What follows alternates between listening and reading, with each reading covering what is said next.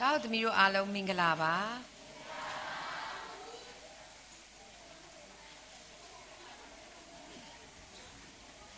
အသင်းလေးတွေစုံပြီလား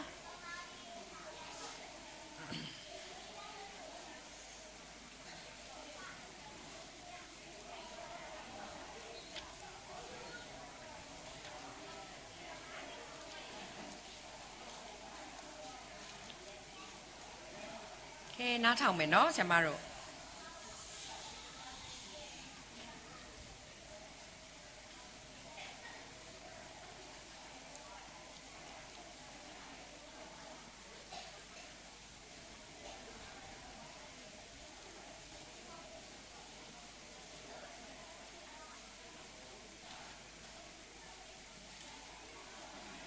နန်းနဲ့ဝတ်ပြုခြင်းအစမပြုမီ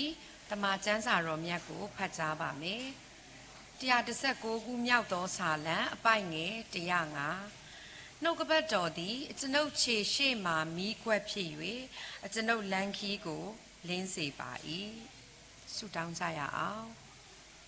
မြတ်မြတ်တန်ရှင်းဆုံးနေတော်မူ၍သားသမီးတို့ကိုချစ်တော်မူသောဖဤသားရသောနနခင်းနေ့သစ်တွေကျေးဇူးတင်ပါတယ်ဒီနေ့ရက်သည်ထာဝရဘုရားစီရင်တော်မူသောနေ့သစ်ဖြစ်တဲ့အတွက်ဂုဏ်ကျေးဇူးတော်ကိုချီးမွမ်းပါတယ်ကိုရောကောင်းမြတ်တယ်လို့ဝန်ခံပါတယ်နာမတော်ကိုချီးမြှောက်ရဲ့ကောင်းချီးပေးပါတယ်ဒါသမီးတို့မှာရှိတဲ့အဖြစ်များအတွက်လည်းတောင်းပန်ပါတယ်အဖဖြေလွတ်ပေးသနာတော်ပါဘုရားသခင်ရဲ့လမ်းမှာတွေ့ဖီပြီးတော့မှတွေးမိပြောမိကြံစီမိတဲ့အဖြစ်များကိုရောဖယ်ရှားပေးတော်မူပါကျေးဇူးတော်ကြောင့်ဒါလျှင်ကိုရောချစ်လို့သနာလို့အပြစ်လွတ်ခြင်းခံစားရလို့ကျေးဇူးတင်တယ်ယနေ့နေ့တည်းအတွက်ကျေးဇူးတင်တယ်ယနေ့နန်းနဲ့ဝတ်ပြုခြင်းအစီအစဉ်ပေါ်မှာကောင်းချီးပေးပါနှုတ်ကပတ်တော်ဝင်ခခြင်းမှာလေဝိညာဉ်တော်ဖျားလမ်းပြဥဆောင်ပါဒါယောက်ျားတဲ့သားသမီးတိုင်းကိုလည်းကောင်းချီးပေးပါမိအကြောင်းအချိန်နာရီနဲ့အသက်တာတည်တည်အနန္တတဲ့ခါမှာသခင်ယေရှုနာမ၌အမိပြု၍ဆုတောင်းပါ၏အာမင်အခုချိန်မှာအသင်းလေးသင်းလုံးမှနေပြီးတော့မှဝိညာဉ်လမ်းညွန်ဆိုတဲ့သခြင်းလေးကိုအားလုံးမတက်ရပြီးတော့မှအမှုရာနဲ့ချီးမွမ်းကြရအောင်ဆရာမများလဲလာပေးပါပ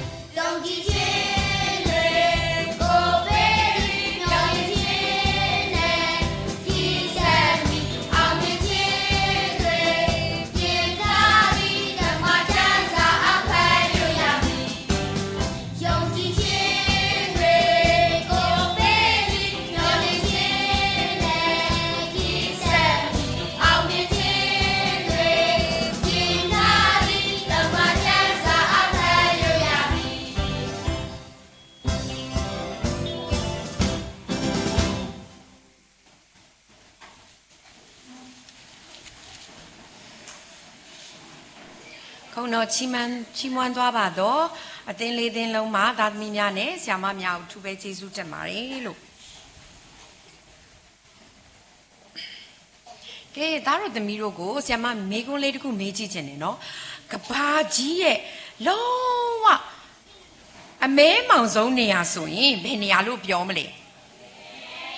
ဩငရဲကဲဟုတ်ပြီနော်ဘလောက်တောင်မှောင်လဲဆိုရင်နော်ဘာမှကိုမမြင်ရလောက်အောင်အလင်းလေးတစ်ဆက်ထိုးဖောက်လို့မရအောင်နော်ပိမ့်ပိတ်အောင်မှောင်နေတာဖြစ်တယ်တဲ့ကဲဟုတ်ပြီနော်ဆိုအဲ့ဒီအဖြေကိုခုနကတော့မင်းတို့ဖြေသွားတာပေါ့နော်ဆရာမပြီးပြောအခုပြောပြချင်တာကလေ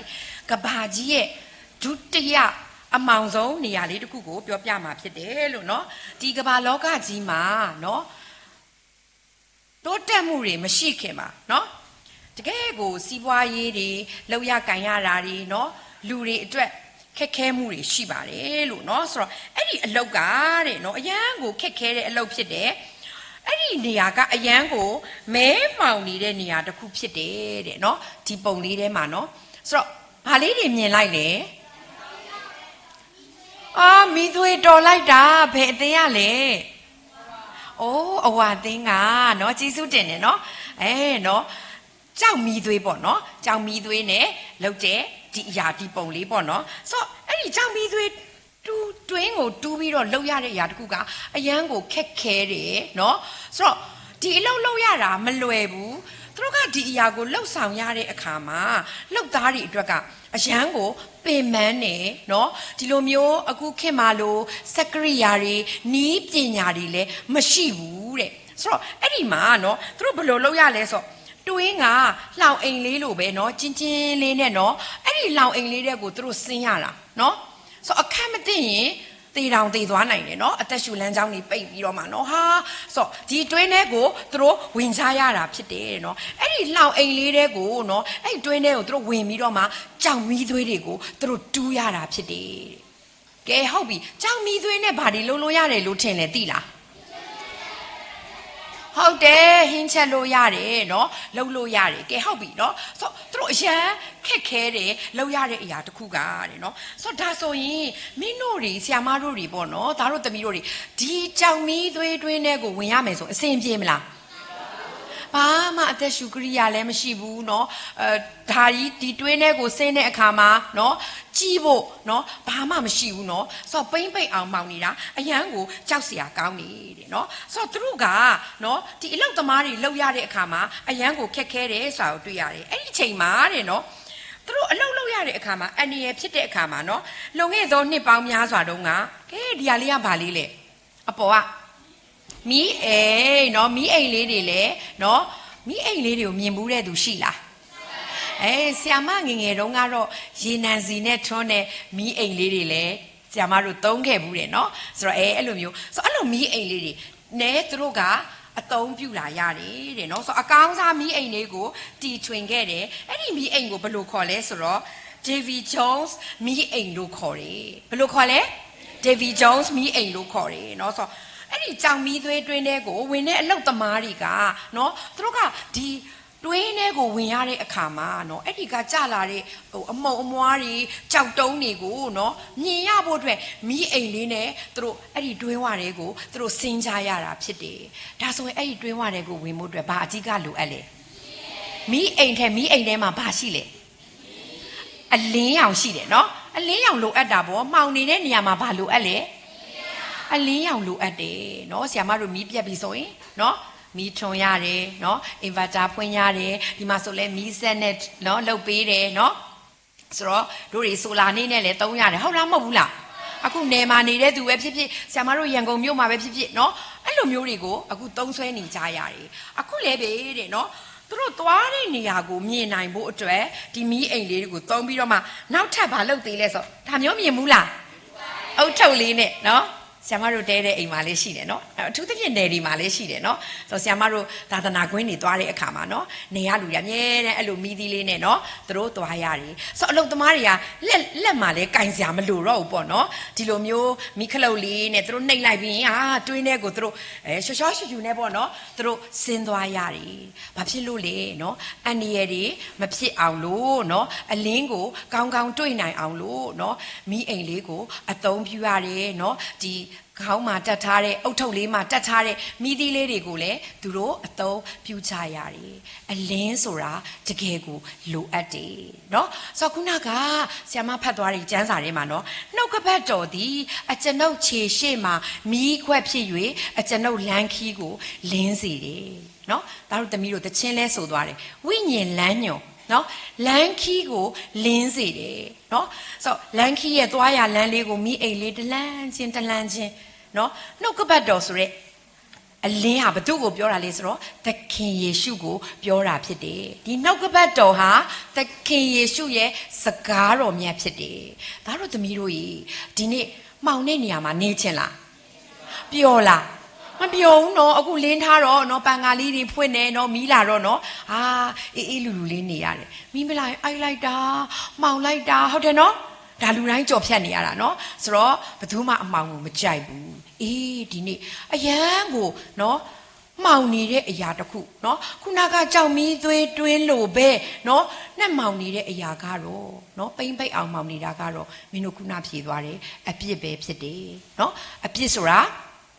ဘုရားသခင်မကြိုက်တဲ့အရာမှန်သမျှကိုလှုပ်တာပြောတာကြံစီတာအားလုံးဟာအပြစ်ပဲဖြစ်တယ်ဒါဆိုလို့ရှိရင်နော်ဘလောက်တောင်မှနော်လူတွေဝမ်းနည်းစရာကောင်းမလဲဘုရားသခင်ကလူတိုင်းကိုသူနဲ့အတူတူနေစေခြင်းနဲ့အရန်ကိုပြီးပြည့်စုံလှပတဲ့ကောင်းကင်နိုင်ငံတော်မှာမင်းတို့ကိုရှိစေခြင်းနဲ့နော်ဒါဆိုရင်မင်းတို့၄ရက်တာဒါတို့သမီးတို့တွေတင်သွားခဲ့ပြီးပြီနော်ဆိုတော့သခင်ယေရှုအားဖြင့်ဒီအပြစ်ကနေပဲလွတ်နိုင်တာဖြစ်တယ်တရောတစ်ခွန်ရလားဖျားသခင်ဤသားတော်ယေရှုခရစ်ဤအသွေးတော်သည်ငါတို့အပြစ်ရှိသမျှကိုစေကြောတော်မူ၏သခင်ယေရှုရဲ့အသွေးကပဲစေကြောပေးနိုင်တာဒါကြောင့်မို့လို့နော်တို့တွေရဲ့နီးလန်းနဲ့ကိုကြိုက်တာကိုလှုပ်တဲ့အရာတွေနားမထောင်ချင်တာတွေခေါင်းမာနေတာတွေကတကယ်ကိုဖျားသခင်ရှေ့မှာဝမ်းနည်းစေတယ်ပိမ့်ပိတ်အောင်မှောင်နေတဲ့အပြစ်လိုပဲအမှောင်ထဲမှာတယောက်နဲ့တယောက်တိုက်မိဘယ်သူမှန်းသိမလားမသိဘူးဒီနေ့အပြစ်ထဲမှာပျော်နေတဲ့သူပျော်နေကြတော့မယ်ဒါပေမဲ့နော်ဘုရားသခင်ကသူ့သားသမီးတွေကိုသူနဲ့အဝေးဆုံးနေရာမှာမရှိခြင်းဘူးသူနဲ့အတူတူသူပြင်ဆင်ပေးထားတဲ့ကောင်းကင်နိုင်ငံတော်မှာဘုရားသခင်ကရှိစေခြင်းတာဖြစ်တယ်ဒီနေ့သင်တန်းမှာသခင်ယေရှုခရစ်တော်သားတို့သမီးတို့ယုံကြည်လက်ခံခဲ့ကြပြီဖျားသားသမီးလည်းဖြစ်သွားပြီ။ဘာကြောင့်လဲ။သခင်ယေရှုဟာသားတို့သမီးတို့အပြစ်အတွက်လက်ဝါးကတိုင်မှာအသေးခံပေးတယ်။အသွေးသွင်းပေးတယ်။ဒါနဲ့မကသေးပါဆက်ဖြစ်လေ။၃ရက်မြောက်တဲ့နေ့မှာရှင်ပြန်ထမြောက်တဲ့ဖျားရှင်ဖြစ်တယ်။နော်ဒီဟာကိုယုံကြည်တဲ့အပေါ်မှာဖျားသားသမီးဖြစ်ခွင့်ရတယ်။ဒါဆိုလို့ရှိရင်ဖျားသားသမီးဖြစ်ပြီဆိုရင်မင်းတို့ရဲ့အသက်တာထဲမှာဒီတိုင်းနေလို့ရမလား။မရပါဘူး။ဘုရားကြောင့်လေးတက်လိုက်တပတ်လေးတက်လိုက်ပြီးပြန်သွားလိုက်6ရက်လုံးလှုပ်ချင်တာလှုပ်လိုက်ဘုရားခင်အဲ့လိုမျိုးပြောထားလားမပြောပါဘူးเนาะဆာလံ1ထဲမှာလည်းပါတယ်เนาะတရားတော်ကိုနေညမပြတ်စင်ချင်းအောက်မေ့သောသူသည်မင်္ဂလာရှိ၏တဲ့ဒီနေ့ဆရာမတို့နေတဲ့လောကကြီးထဲမှာကြောက်စရာအခြေအနေတွေမရှိဘူးလားစိတ်ပြက်စရာတွေရောမရှိဘူးလားရှိတာပေါ့ဝမ်းနည်းစရာတွေစိတ်ပြက်စရာတွေမပျော်ရတဲ့အရာတွေရှိတယ်ဒီအမောင်ကြီးထဲမှာမနေချင်တော့ဘူးကွာဆိုတော့ထွက်သွားလို့ရမလားမရဘူးဒါပေမဲ့တို့တွေဟာနော်ဖယားသားသမီးဖြစ်ပြီးသခင်ယေရှုကိုယုံကြည်ထားတဲ့သားသမီးတွေဖြစ်တဲ့အခါမှာအလင်းထဲကိုရှောက်လန်းဖို့လိုတယ်သခင်ယေရှုကိုယ်တိုင်ကပြောထားတယ်နော်ငါသည်ဤလောက၏အလင်းဖြစ်၏ငါနောက်သို့လိုက်တော်သူသည်မှောင်မိုက်၌မသွားမလားသခင်ယေရှုနောက်ကိုလိုက်တယ်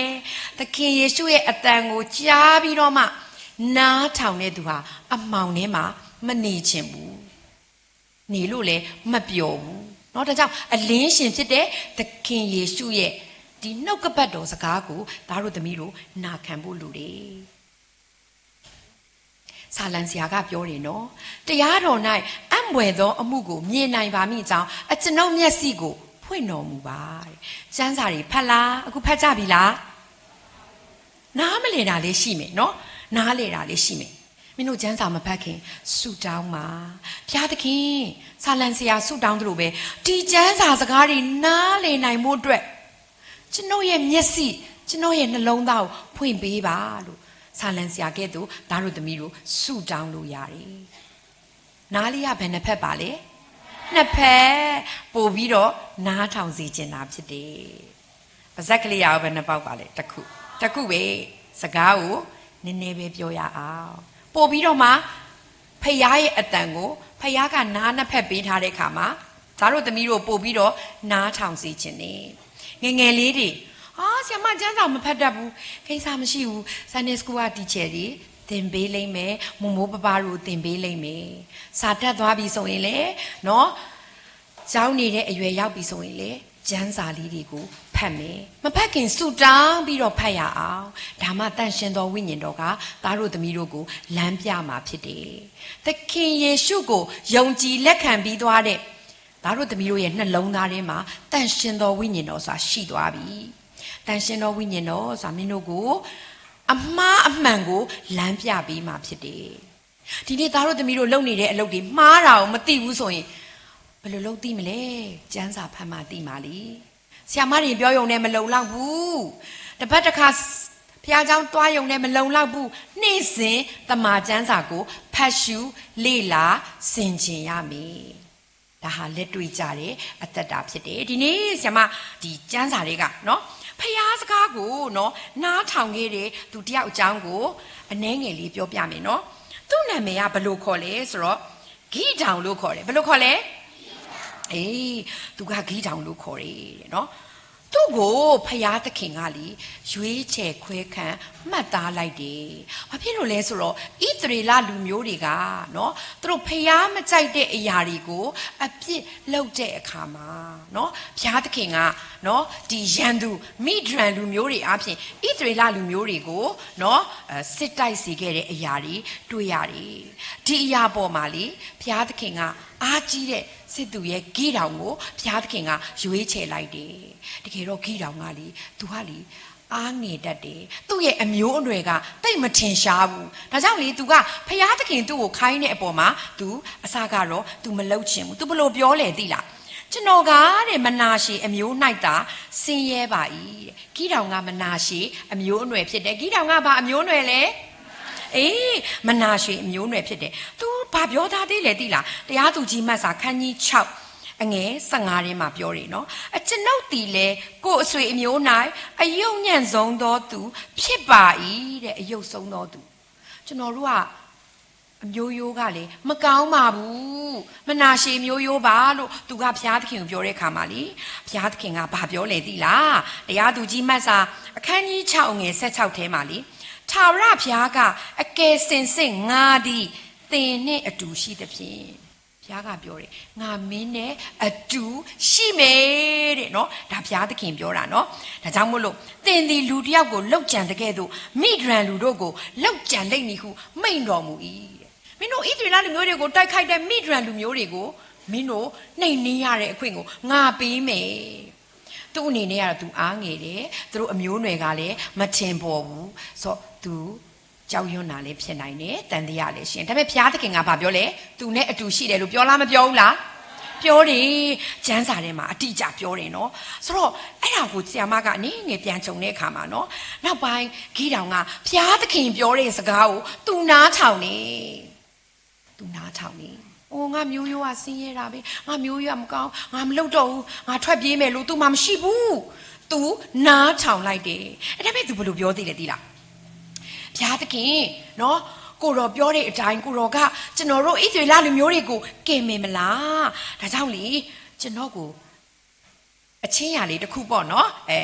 သူပြောချင်တဲ့အရာလေးကိုတော့လှုပ်ပေးနိုင်မလားဆိုပြီးတော့မှသူကဘုရားသခင်ကိုတောင်းဆိုတယ်နော်သူဘယ်လိုပြောလဲသိုးတကောင်ရဲ့အမွေးကိုအဲ့ဒီတလင်းပြင်ပေါ့နော်မြေတလင်းပြင်မှာသူထားမိတဲ့နော်ဘုရားသခင်တကယ်လို့သိုးမွေးဟာနော်နှင်းလို့ဆိုပြီးတော့မြေတစ်ပြင်လုံး6ရင်လေကျွန်တော် ဒီကျွန်တော်တို့ဣသရေလလူမျိုးတွေနော်ဒီမိဒွန်လူမျိုးတွေ ਨੇ သွားတိုက်ပါမယ်သူဘုရားသခင်ကိုနမိတ်လက္ခဏာပြခိုင်းတာနော်နမိတ်လက္ခဏာပြခိုင်းတာဆိုတော့သူကကိုတော်ရဲ့လှုပ်ပေးပါနော်တိုးလေးကဘာဖြစ်လဲအမွေးကစုံမယ်မြေကြီးကခြောက်မယ်အိုးဘုရားသခင်ကလည်းလေခီးတောင်ပြောတဲ့အတိုင်းလှုပ်ပေးလိုက်တယ်တိုးမွေးလေးတွေကနော်ကြည့်လိုက်တဲ့အခါမှာစိုပြီးတော့မှမြေတလင်းပြင်ကခြောက်နေတယ်ဟာခီးတောင်ကမိုးလင်းတော့ပြောတဲ့အတိုင်းပဲညှစ်ကြည့်တာတိုးမွေးမှလေဟာနီးတယ်အများကြီးပဲဘုရားသခင်ကခီးတောင်ပြောပေးတဲ့အတိုင်းလှုပ်ပေးလားမလှုပ်ပေးဘူးလားလှုပ်ပေးတယ်ဒါနဲ့လေသိလားခီးတောင်ကလေဘုရားသခင်စိတ်တော့မစိုးပါနဲ့ကျွန်တော်နောက်တစ်ခေါက်လောက်တောင်းဆိုပါရစေ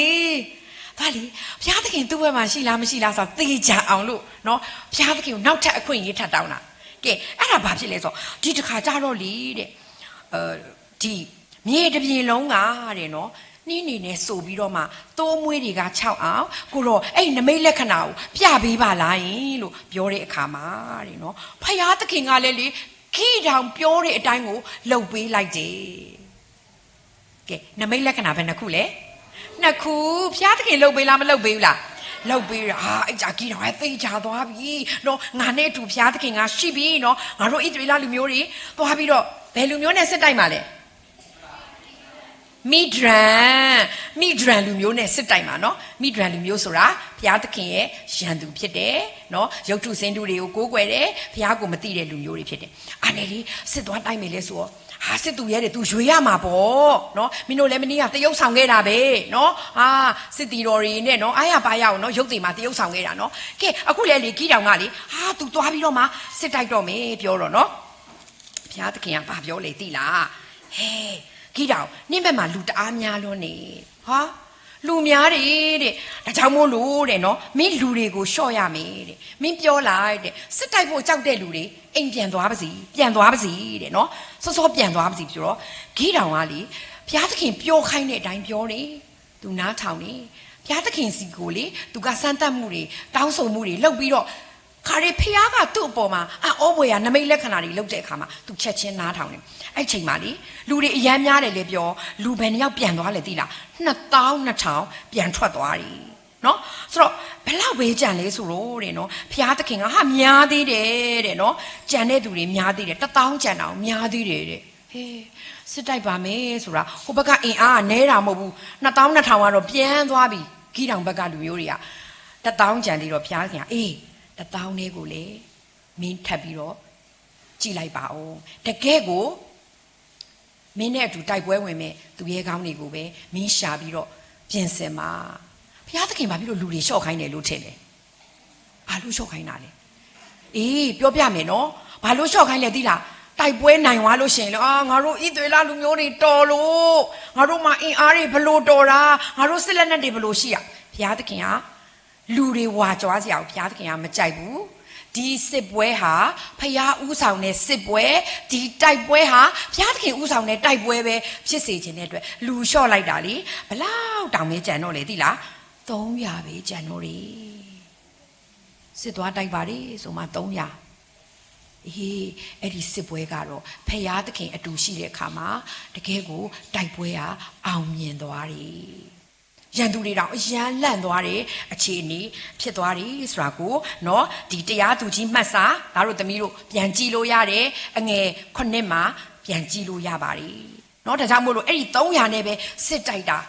လက်ထဲမှာဘာတွေပါလဲသိလားအဲ့လူ300ကိုလေခီးတောင်ကလူတွေခွဲပြီးတော့မှလေတဘိုးတစ်လုံးနဲ့မီးခွက်ပဲပါတာအဲ့ဒီလူတွေတစ်ဖက်ကရန်သူနဲ့နော်သူတို့တိုက်လိုက်တဲ့အခါမှာတဲ့နော်ခီးတောင်တို့ဘက်ကနိုင်သွားတယ်ဘာကြောင့်လဲ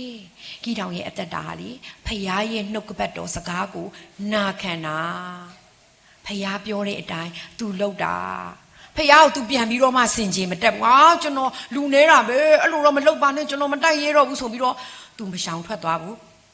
သူ့ကိုလမ်းညွန်ပေးတဲ့သူ့ကိုတွန်တင်ပေးတဲ့အသက်ရှင်တဲ့တဆူပတိတော်ဖယားရဲ့စကားကိုနားထောင်တာဖြစ်တယ်ဒီနေ့သားတို့သမီးတို့ကြီးဆံပါတို့ရဲ့ကဘာကြီးမှာသားတို့သမီးတို့မင်းတို့ရဲ့ကဘာကြီးမှာဘလို့အခြေအနေတွေပဲတွေ့ရပါစီဖယားစကားနဲ့နေ့တိုင်းသွားရအောင်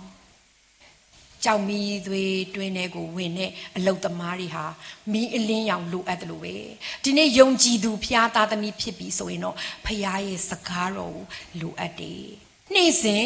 ဒီစကားတော်ကိုစားသုံးရမှာဖြစ်တယ်နေ့စဉ်စကားတော်အတိုင်းလက်တွေ့လိုက်လျှောက်ရမှာဖြစ်တယ်ဒါကြောင့်သားတို့သမီးတွေအသက်တာမှာ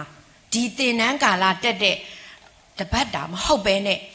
နေ့ရက်တိုင်းမှာဘုရားသခင်ရဲ့စကားကိုနားထောင်မယ်သခင်ယေရှုအားဖြင့်အောင်မြင်တော်သူသခင်ယေရှုအားဖြင့်ဘုရားသခင်ရှေ့မှာမင်္ဂလာရှိတော်သူဖြစ်ဖို့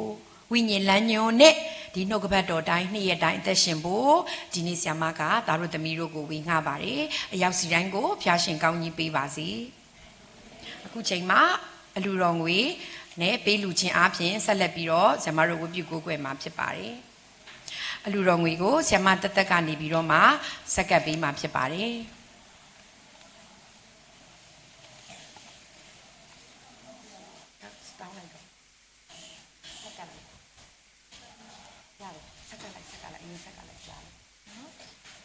ကဲဒါဆိုရင်အလူတော်မျိုးဆွတ်တောင်းကြရအောင်နော်တရှင်ကောင်းမြတ်တော်မူသောကောင်းကင်ဘုရားရှင်ဖဖျားကိုရရှင်ကျေးဇူးတော်ချီးမွမ်းပါတယ်ကိုရောကိုကျေးဇူးတင်ပါတယ်နှုတ်ကပတ်တော်ကိုလည်းကျေးဇူးတော်အဖြစ်ကြားရတဲ့အခွင့်ကိုဖျားသခင်ပေးလို့ကျေးဇူးတင်နေ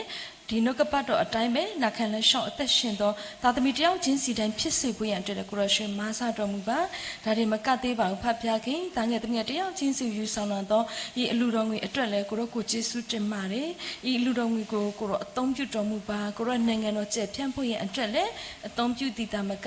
ပါဝင်ပေးလူသောသာသမီတယောက်ချင်းစီတိုင်းကိုလည်းကိုရောဆလဲပြီးတော့ကောင်းချီးပေးတော်မူပါကိုရောချစ်တော်စိတ်နဲ့ရောက်ရှိလာတော့တာငယ်သမီးတယောက်ချင်းစီတိုင်းကိုလည်းကိုရရှင်ဆလဲမာစာနဲ့ကောင်းချီးပေးပါမိကြောင်းဤလူတော်ငွေနဲ့အသက်တာအသီးသီးကိုရောလက်တော်သို့စက္ကန့်အနံဆုတောင်းသောအခါချစ်တော်မူသောသခင်ယေရှုဖျားနာမကိုမြည်ပြုနဲ့စက္ကန့်အနံဆုတောင်းပါ၏ဖဖျားသခင်အာမင်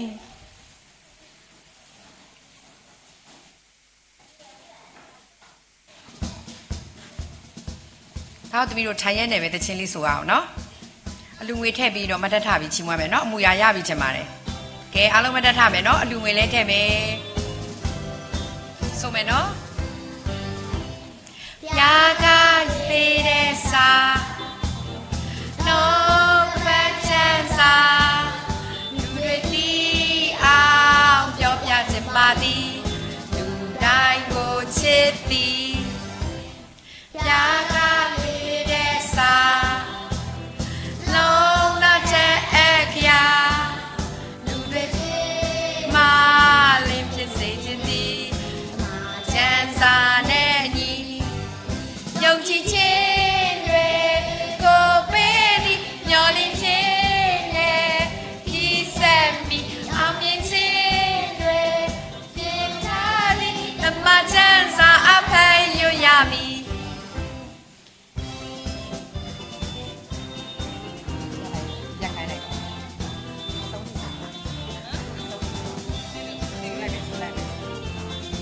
ဆိုမယ်နော်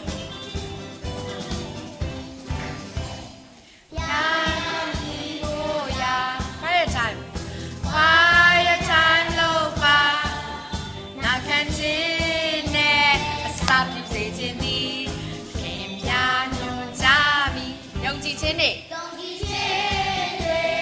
ကိုပေးပြီးမျော်လင့်ခြင်းနဲ့ဒီဆက်ပြီးအောင်မြင်ခြင်းတွေပြင်ထားပြီးအမှန်တန်စာအဖယ်ရရမည်ယုံကြည်ခြင်းနဲ့ယုံကြည်ခြင်းတွေကိုပေးပြီးမျော်လင့်ခြင်းနဲ့ဒီဆက်ပြီးအောင်မြင်ခြင်းတွေပြင်ထားပြီးအမှန်တန်စာအဖယ်ရရမည်ကျေးဇူးတင်ပါတယ်ဆရာမတို့အချိန်နာရီအတွက်ပြန်လည်ချီးမွမ်းဆုတောင်းကြပါစို့အဖဖျားကိုရော့ကိုကျေးဇူးတင်ပါတယ်သားသမီးတို့ဟာခန္ဓာပိုင်းအဖြစ်ကျမ်းမာတန်ဆွမ်းဖို့အတွက်သမီးတို့အစားအသောက်တွေစားသုံးရပါတယ်အာဟာရရှိတာတွေမှီဝဲရပါတယ်ဖျားသားသမီးဖြစ်ပြီဆိုရင်တော့သမီးတို့ရဲ့အတွင်းဝိညာဉ်သည်တား၍ခိုင်ခန့်တော်သူမင်္ဂလာရှိတော်သူဖြစ်ဖို့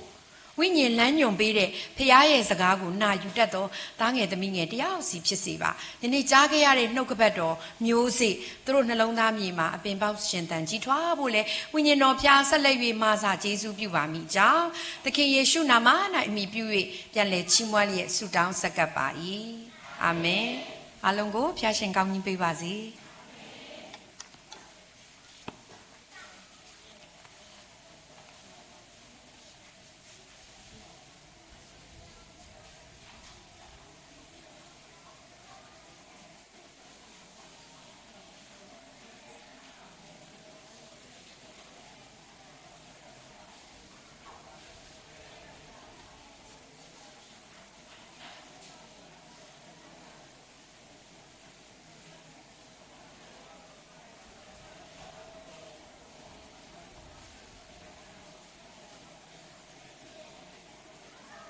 ကဲသားတို့သမီးတို့ရေတချင်းတင်ကြမဲ့ချိန်လာရောက်ပါပြီကဲတို့တွေအိမ်မလေးတသားမိမိတို့အလုတ်ခိုင်းလို့ရှင်လေချက်ချင်းလောက်လားမလောက်ပါရေခတ်ပေးပါဦးနော်ဟဲ့သွားအောင်မအိမ်လမ်းထိပ်မှာဟိုလေးတော့ဝယ်ပေးပါဦးနော်ဟဲ့အမိုးနော်ဟိုဖုန်းအားလေးသွင်းပေးပါဦးဆိုဘာပြောလဲတသားမိမိတို့ခဏဆောက်ဟုတ်ပြီနော်ကဲစာကျဲဆိုရင်ဘယ်လိုလုပ်လဲစာကျဲဟဲ့နေအိမ်သားကြီးပါတယ်မလားလှုပ်လေဆိုဘာလုပ်လဲမနေ့ပိုင်းចောင်းသားဖို့ဆိုရင်ဖုံးမှုရေဖုတ်ခွားရေထားတော့ဆိုဘာလို့လုပ်လဲပြင်းနေချက်ချင်းထားတာဟာဟုတ်ကဲ့မို့ဟုတ်အဲ့လိုပြောသူရှိလားရှိရတယ်လည်းရှိတဲ့အချိန်လည်းရှိရပါတော့ဒါပေမဲ့ဘယ်လိုအချိန်ကပုံများလဲအဲ့ချင်တယ်နော်ဟုတ်ဘူးလားကဲကိုကြိုက်တဲ့စားထမင်းစားမဲ့အချိန်ဆိုနောက်ကျရသူရှိလားမရှိဘူးနော်ကဲចောင်းသွားလို့ရှိရင်မို့ဘိုးတွေကိုနည်းနည်းလေးပဲလိုချင်လားအများကြီးလိုချင်လားအများကြီးလိုချင်တယ်ကဲဟုတ်ပြီတို့တွေကခါကြရှင်စာကြက်ဖို့ចောင်းသွားဖို့အလုံးလုံးဖို့ခိုင်းတဲ့ຢာကြီးကြရင်ပြင်းတယ်စားဖို့တောက်ဖို့ကစားဖို့တော့မပြင်းဘူးဒါမဲ့ဒီနေ့တောက်သမီးတွေတခင်ရှုယုံကြည်လက်ခံပြီးဖျားသားသမီးလေးတွေကိုလေဖျားသခင်ကလေပြင်းတဲ့ကလေးလေးတွေဖြစ်ဖို့ဖျားသခင်ကအလိုရှိလားဆိုတော့အလိုမရှိဘူးတသားမိမိတို့ကိုကဲမပြင်းဖို့ဆိုဖျားသခင်ကတမန်ကျမ်းစာထဲမှာဆိုဘာနဲ့တော့မှခိုင်းပြီးတော့ဥပမာပေးထားလဲပရွက်စိတ်နဲ့နော်အချင်းလူပြင်းဘယ်သူစီကိုသွားလဲပရွက်စိတ်ထံသို့သွားပြီးသူ၏ပြုမှုကိုကြည့်ရှုပြီးတော့သင်ယူပါလို့ပြောတဲ့အခါမှာဒီနေ့တောက်ပရွက်စိတ်ကဘယ်လိုနေလဲသူအငြိမ်နေလားပရွက်စိတ်တွေမြင်အငြိမ်နေတာတွေ့ပရွက်စိတ်တွေအိတ်နေတဲ့ခါတဲ့ဟိုတိုင်လေးနားမှာတက်ပြီးအိတ်နေတယ်ဟိုလမ်းလေးနားမှာအိတ်နေတယ်ပရွက်စိတ်တွေအုပ်ဖွဲ့ပြီးအိတ်နေတွေ့လားဘာလို့ကျင်းလုံးလုံးလဲဟုတ်တယ်မလားအေးတို့တွေကိုလည်းဖျားကလေဒီနေ့မပြင်းတဲ့ကလေးလေးတွေနော်အလုံးလုံးတဲ့ကလေးလေးတွေចောင်းစာကြိုးစားတဲ့ကလေးလေးတွေမိဘခိုင်းတာလုပ်တဲ့ကလေးလေးတွေဖြစ်ပြီးတော့ကြိုးစားတဲ့ကလေးလေးတွေအဖြစ်အောင်မြင်တဲ့ကလေးလေးတွေဖြစ်စေချင်တယ်ခုနလိုပြင်းနေမယ်ဆိုလို့ရှိရင်တော့တနေ့ကျရင်ဘာဖြစ်မလဲဆုံးရှုံးခြင်းတွေနော်စင်ရဲခြင်းတွေကြုံတွေ့ရမယ်ဒါကြောင့်တောက်သူမျိုးကိုမပြင်းပါနဲ့ဆိုတဲ့ချင်းလေးနဲ့သင်ပေးခြင်းပါတယ်လို့ကဲဒါဆိုရင်တောက်သူမျိုးစာအုပ်လေးထဲမှာရှိရဲစာရွက်လေးထဲမှာမပြင်းပါနဲ့အလုပ်ကြတော့ပြင်းတယ်စားကြတော့မငင်းနဲ့ဘိုးကြတော့များကြီးလိုချင်တယ်စာချက်ဖို့လဲကျောင်းသွားဖို့စာမေးပွဲတော့ဒါကြောင့်မလို့မပြင်းပါနဲ့ဆုံးရှုံးခြင်းတွေပြင်းတဲ့သူတွေဘာရှိလဲမပြင်းပါနဲ့ဘာတွေရှိနေလဲပြင်းတဲ့သူတွေစင်းရဲခြင်းမပြင်းပါနဲ့လုံး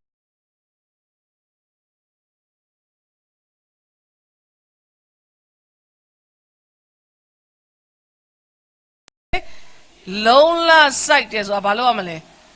ကြိုးစားတာနော်လုံးလစိုက်တယ်ဆိုတာအားစိုက်ထုတ်ရတာပေါ့အိတ်ချင်တယ်ဒါပေမဲ့ဘာလို့ရလဲပြင်မဲနဲ့ဒါပေမဲ့ကြောင်းသွားရတယ်စာကြက်ရတယ်ဟုတ်ပြီနော်ဆမဖွင့်ပေးမလား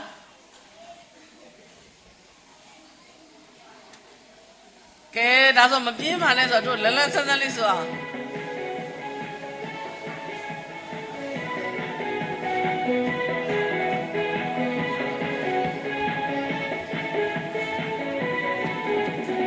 လုံးချရပြင်းနေစမ်းချရပြင်းနေ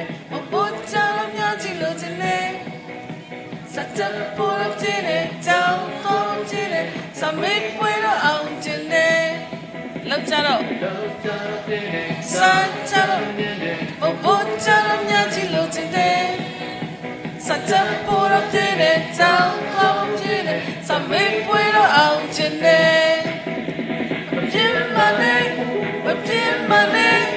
ဆုံးရှုံးခြင်းတွေဆောင်နေတယ်မပြင်းမနဲ့မပြင်းမနဲ့စင်ရဲ့ခြင်းတွေရောက်လာလိမ့်မယ်မပြင်းမနဲ့မပြင်းမနဲ့လုံးလာဆိုင်ကြိုးစားပါအောင်မြင်ခြင်းနဲ့ပိုင်ဆိုင်ရမှာကဲကြည့်ရအောင်လားဟုတ်ပြီကဲမပြင်းတဲ့ကလေးလေးတွေကဒီတချင်ရတယ်ဆိုရင်လိုက်ဆိုရအောင်နော်အလုံးချောင်းပြင်းတဲ့စမ်းချောင်းပြင်းတဲ့ဘိုးချောင်းများကြီးလို့တဲ့ဘသူတွေလဲဘိုးချင်တဲ့ချောင်းတော့ချင်တဲ့စမေးပွေတော့အောင်ချင်တဲ့အလုံးပါနဲ့မပြင်းပါနဲ့ဆုံးရှုံးခြင်းတွေဆောင်နေတယ်မပြင်းပါနဲ့မပြင်းပါနဲ့စင်ရဲ့ခြင်းတွေရောက်လာလိမ့်မယ်မပြင်းပါနဲ့မပြင်းပါနဲ့လုံးလာဆိုင်ကြိုးစားပါအောင်မြင်ခြင်းနဲ့ပိုင်ဆိုင်ရမှာမပြင်းပါနဲ့မပြင်းပါနဲ့ဆုံးရှုံးခြင်းတွေဆောင်နေတယ်မပြင်းပါနဲ့မပြင်းပါနဲ့စင်ရဲ့ခြင်းတွေရောက်လာလိမ့်မယ်မပြင်းပါနဲ့မပြင်းပါနဲ့လုံးလာဆိုင်ကြိုးစားပါအောင်မြင်ခြင်းနဲ့ပိုင်ဆိုင်ရမှာအောင်မြင်ခြင်းနဲ့ပိုင်ဆိုင်ရမှာမပြင်းပါနဲ့ရတယ်ကဲတော်တော်ရပဲအမှုရရလားဟုတ်ပြီတချင်းတော့ဆိုလို့ရတယ်ပေါ့တိုင်ပေးကြတာဟုတ်မလို့ဟုတ်တယ်ကောင်းပြီဒါဆိုရင်ဆိုတဲ့ပုံစံလေးကအလောက်ကြတော့ပြင်းတယ်verse ကိုနှစ်ခေါက်ဆိုတယ် chorus မပြင်းပါနဲ့တစ်ခေါက်ပြီးရင် solo တီးလုံးလာမယ် verse တစ်ခေါက်ပြန်ဆိုမယ် chorus နှစ်ခေါက်ဆိုမယ်ပြီးလို့ရှိရင်အောင်မြင်ခြင်းတွေပိုင်ဆိုင်ရမှာနှစ်ခါဆိုပြီးတဲ့အခါမှာမပြင်းပါနဲ့နော်ဟုတ်ပြီနော်ကဲဒါဆိုနောက်တစ်ခါတော့မတက်ရပြီအားရပါဆိုကြည့်မယ်တောင်းအားလုံးရရဆိုအမူအရာလည်းသင်ပေးအောင်ပါ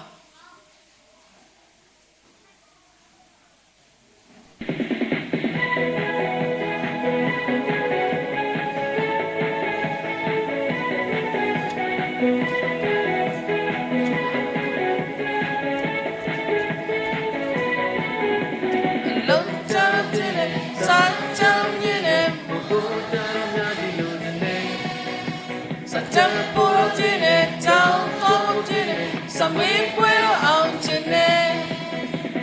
လုံးကြတဲ့တာကြရမြင်တယ်ဘိုးကြရမြင်လို့တဲ့အတန်ပေါ်တော့တဲ့တောင်းတောင်းတဲ့စမေးပွေတော့အောင်ချင်တယ်မပြင်းပါနဲ့မပြင်းပါနဲ့ဆုံးရှုံးခြင်းတွေဆောင်နေတယ်မပြင်းပါနဲ့မပြင်းပါနဲ့ဒီရဲ့တဲ့ရောက်လာလိမ့်မယ်မပြင်းပါနဲ့မပြင်းပါနဲ့လုံးလာဆိုင်ကြိုးစားပါအောင်မြင်ခြင်းတွေပိုင်ဆိုင်ရမှာ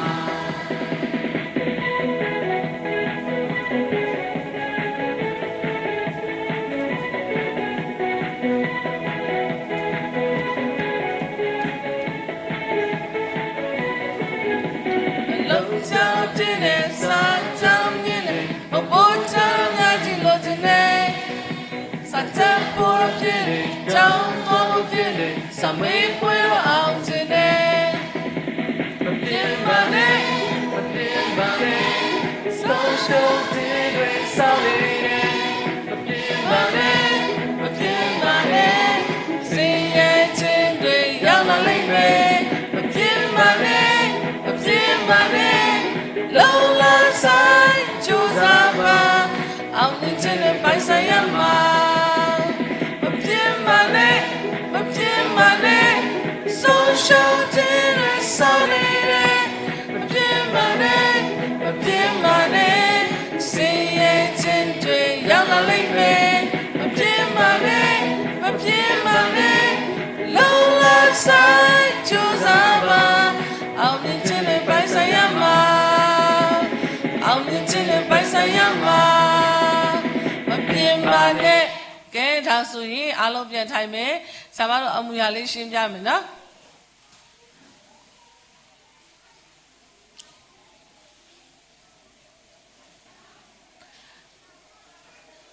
ကဲဟုတ်ပြီ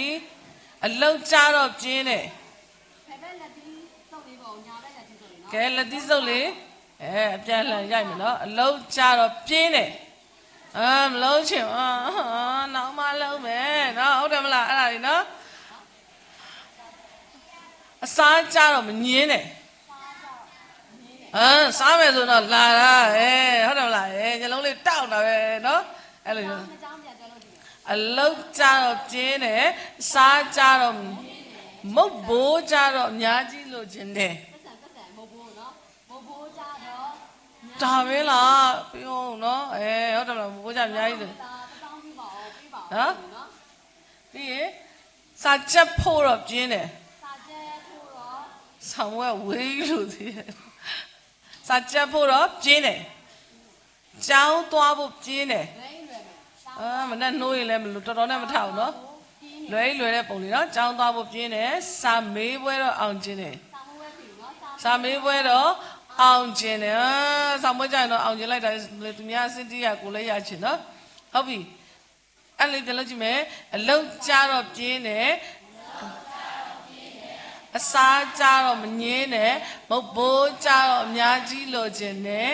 စာချက်ဖို့တော့ပြင်းတယ်ကျောင်းသွားဖို့ပြင်းတယ်စာမေးပွဲတော့အောင်ကျင်တယ်ခုနကတော့အစားကြတော့နော်ဒီလိုမျိုးမမေးကလေးနော်စားမယ်တောက်မယ်ကြံသေးလားအဲ့လိုမျိုးနော်ဆွဲတာဗောစားမြုံမှုထွေးလို့ဖွဲ့ပါနော်ဟုတ်ပြီပြင်းပါနဲ့ခုနကတော့မပြင်းပါနဲ့ပြင်းမယ်မပြင်းပါနဲ့ဆုံးရှုံးခြင်းတွေစောင့်နေတယ်ဟုတ်ပြီနော်မပြင်းပါနဲ့ခုနတိုင်းပဲမပြင်းပါနဲ့စင်းရဲခြင်းတွေပတ်စံပုံလေးနော်ပတ်စံလေးစင်းရဲခြင်းတွေရောက်လာလိမ့်မယ်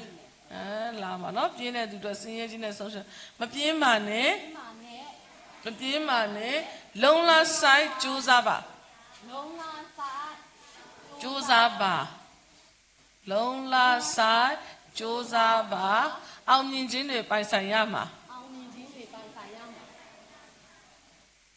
ဟုတ်ပြီနော်အဲ့ဒါဆိုလို့ရှိရင်ဆရာမတို့တီးလုံးလေးလာတဲ့အခါမပြင်းပါနဲ့နောက်ဆုံးကြလို့ရှိရင်ဘယ်လိုလုပ်မလဲဆိုနောက်ဆုံးနေမပြင်းပါနဲ့တတိပေးလိုက်ပြီနော်တီးလုံးလေးလာလို့ရှိရင်ဘယ်လိုလုပ်မလဲဆိုရှင်ပြင်းမယ်ဆိုင်တဲ့ပုံအလတ်ဆုံးပြင်းတဲ့ပုံလေအားလုံးဒီလိုပြင်းတာဘယ်လိုပြင်းလဲအိမ်မောင်မလို့ချင်မအောင်ဟုတ်ပြီနော်ဆရာမများအားလုံးလည်းလာပြီးတော့ကလေးနဲ့ဒီပေါင်ပေးဖို့ဖြစ်ပါတယ်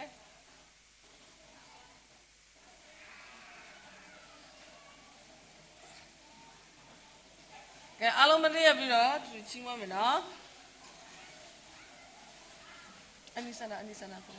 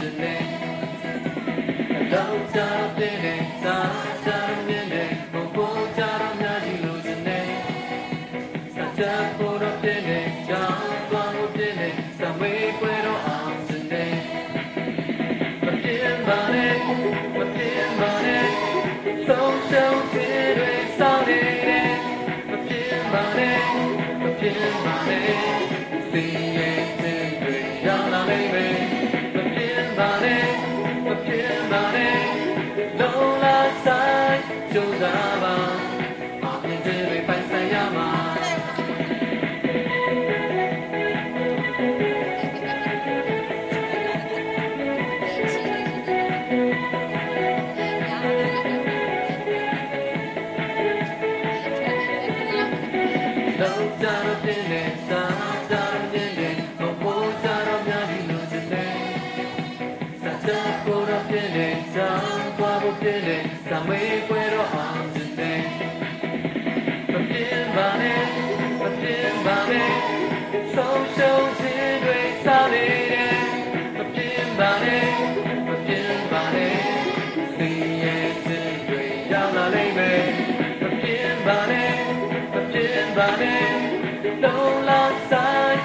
စားပါအောင်မြင်ခြင်းတွေပိုင်ဆိုင်ရမှာမပြင်းပါနဲ့မပြင်းပါနဲ့ဆုံးရှုံးခြင်းတွေစောင့်နေတယ်မပြင်းပါနဲ့မပြင်းပါနဲ့စီရင်ခြင်းတွေရောက်လာနိုင်တယ်မပြင်းပါနဲ့မပြင်းပါနဲ့လုံးလာဆိုင်ကြိုးစားပါအောင်မြင်ခြင်းတွေပိုင်ဆိုင်ရမှာအောင်မြင်ခြင်းတွေပိုင်ဆိုင်ရမှာမပြင်းပါနဲ့ဟုတ်တယ်ညှို့ထိုးကဲဒါဆိုရင်ဆာမလက်ညှို့ထိုးတဲ့ဖွဲ့ကမတ်တရက်ပြီဆိုရယ်နော်ကဲဟုတ်ပြီဒါဆိုနောက်တစ်ခါပြန်ချီမှတ်မယ်ဘယ်ဖွဲ့ကိုခုံလဲပဲအော်မယ်အဖွဲလာရင်ခုံမယ်နော်ကဲဟိုအစိမ်းနဲ့အနေနဲ့ကျင်းသားမယ်ကျင်းမယ်အဲ့မှာကျင်းနေကြလေတိတ်မပြေဘူးလုံးချတဲ့ဘောချမ်းများချီလို့ခြင်းနဲ့စัจ ပေါ်တဲ့တောင်းတော့စမေးလိမ်မော်နဲ့အဝကျင့်ချမ်းခြင်းနဲ့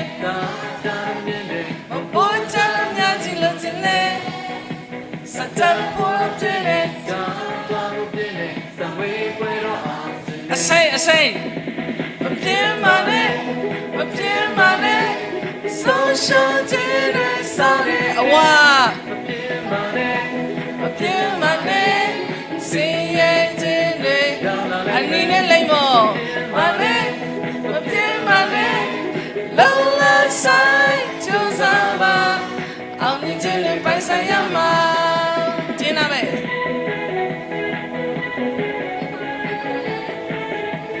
အဝါနဲ့အဆိုင်ပြန်ပြင်းမယ်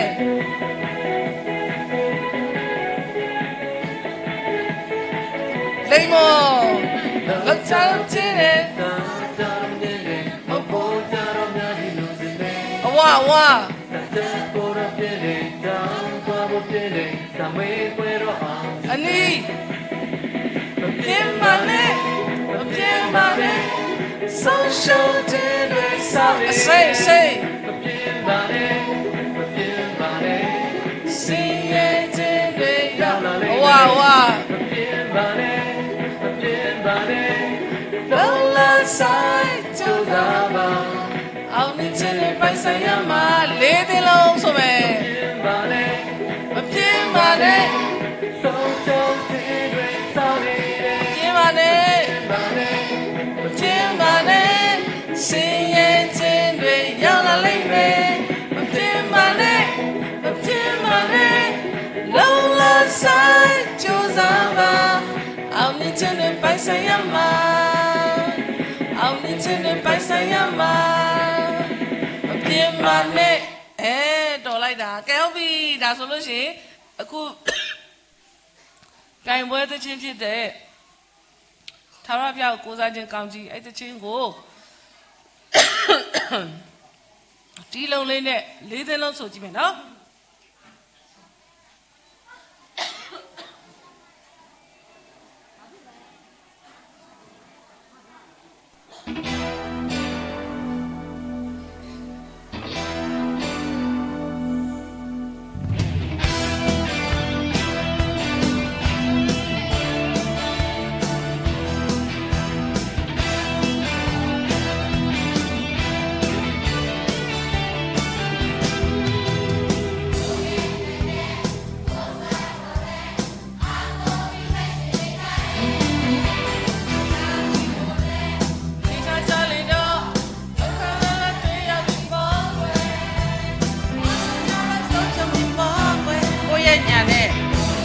စွမ်းဟာလဲဒါတွေဟာကျေးဇူးတော်အစမှာတော့ဟုတ်တယ်လို့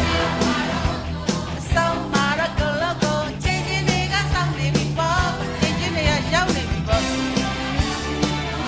ကိုကိုးစားခြင်းဟာချင်းချင်းပဲမေချောက်လို့ကိုတော်ကိုကိုးစားလိုက်ပါတော့ကောင်းကြီးရောက်မှာ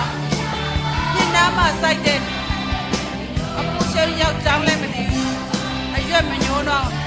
အစင်မြဲအသီးဘိုးကောင်ရင်လည်း ရိတ်တယ်သာဝရဘုရားကိုသာကိုစားမှသာကောင်းကြည့်ရမှာ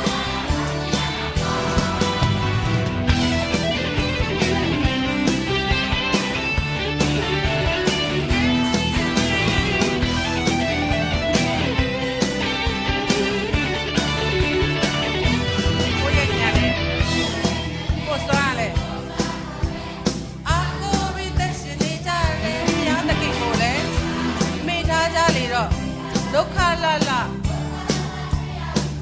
နောက်ဆုံးကြတော့ဆုံးချုံပြီကိုယ့်ရဲ့ညာနဲ့ကိုယ့်အစွမ်းဟာလဲဒါတွေဟာကျေးဇူးတော်ကြောင့်ပါအစမှာတော့ဟုတ်တယ်လို့အဆုံးမှာတော့ချိန်ချင်းတွေကရောက်နေပြီပေါ့ပဲသူကိုကိုးစားခြင်းဟာချိန်ချင်းပဲတစ်ပင်လျှောက်လို့ကိုတော်ကိုကိုစားလိုက်ပါတော့ကောင်းကြီးရောက်မှာပေါ့မြင့်နားမှာစိုက်တဲ့တစ်ပင်လို့အပူရှိန်ရောက်ကြောင်းလည်းမသိပါ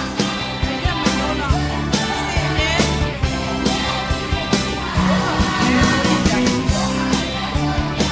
နာဝရကိုလာကိုစားမှာသာကောင်းကြီးရောက်ကိုလာတယ်ချိန်ချင်းပဲတစ်ပင်လျှောက်လို့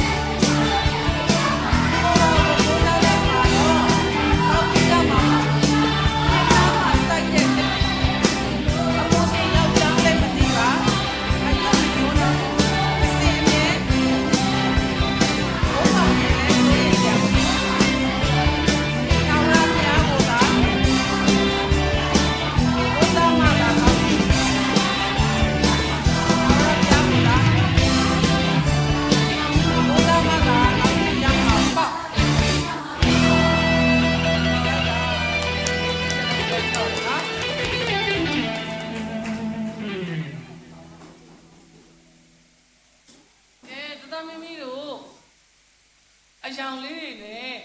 နော်အတိတ်ပင်ကြီးရှိရဲဆိုတာသိလားကဲဒါဆိုရင်ဘာအယောင်တွေကြောင်းသိလဲကဲလုပ်ပါအောင်ပြောပါအောင်ဒါဆိုရင်အမဲဆိုတာဘာအတိတ်ပဲအပြစ်ကိုပုံဆောင်တယ်သိတယ်ကဲဒါဆိုရင်အဖြူဆိုတာရော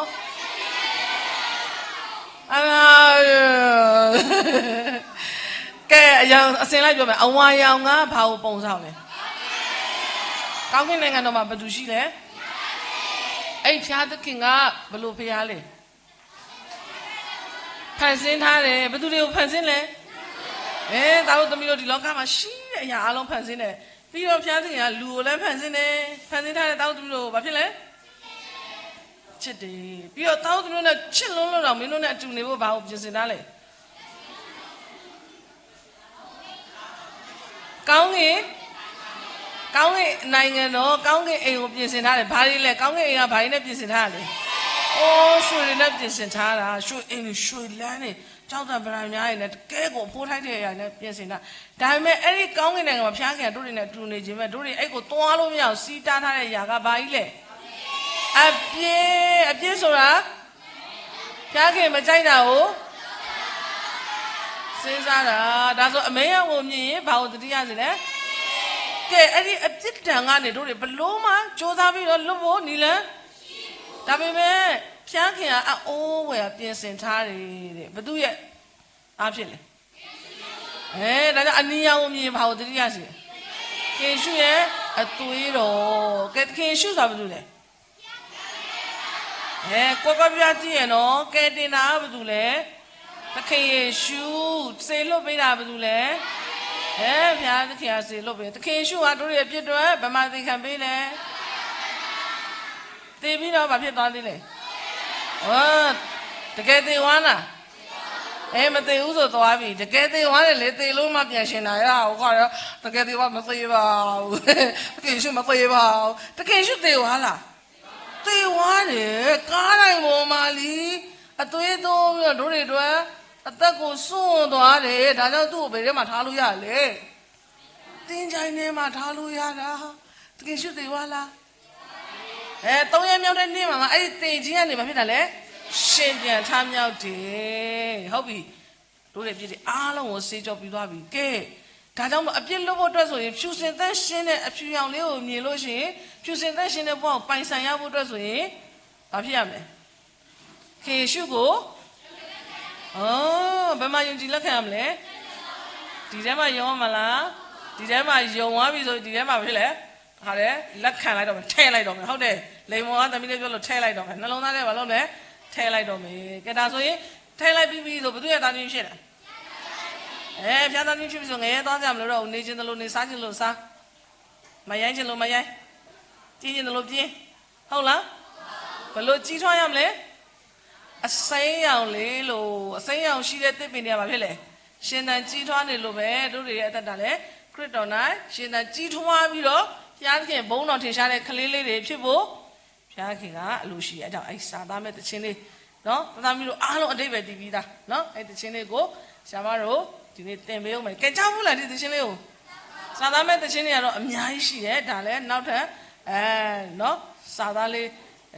ပုံစံတစ်မျိုးလေးနဲ့ဆက်ထားဖြစ်တယ်နော်ကြင်သားဆိုဒီတခြင်းလေးကိုတို့တွေနားထောင်မယ်နော်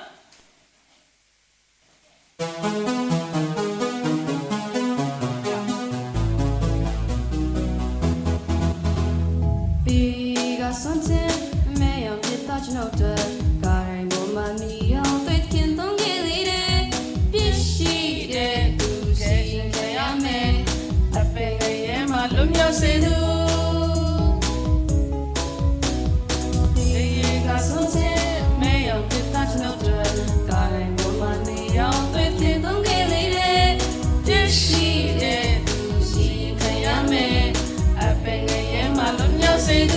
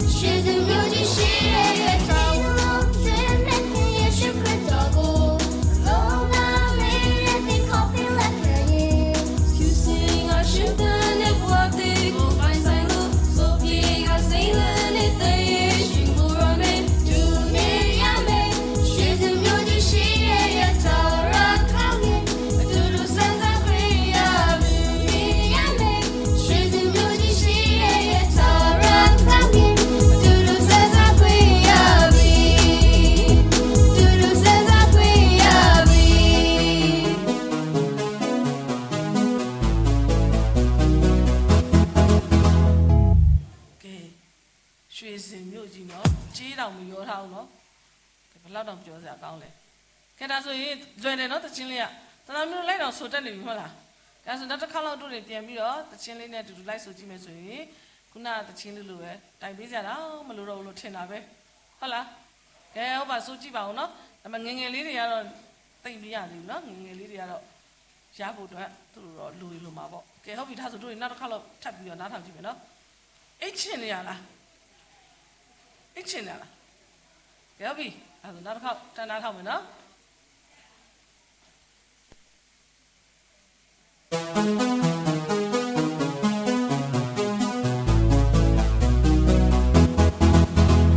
比个酸甜没有别大只脑的，个人不满你要对天动地理的，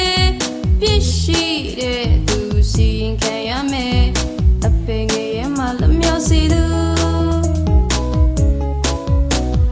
比个酸甜没有别大只脑的，个人。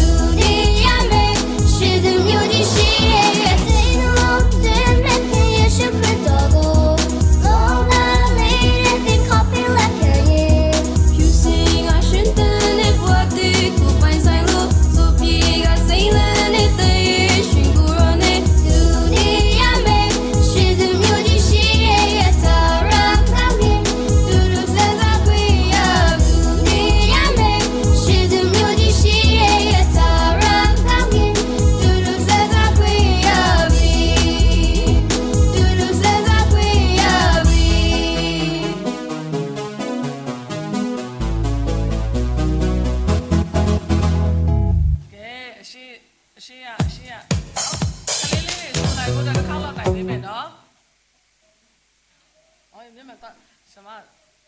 ရာမစာကြည့်မျက်မှန်တော့တက်လိုက်အောင်မယ်နော်ဆရာမမျက်မှန်ချွတ်လို့မရအောင်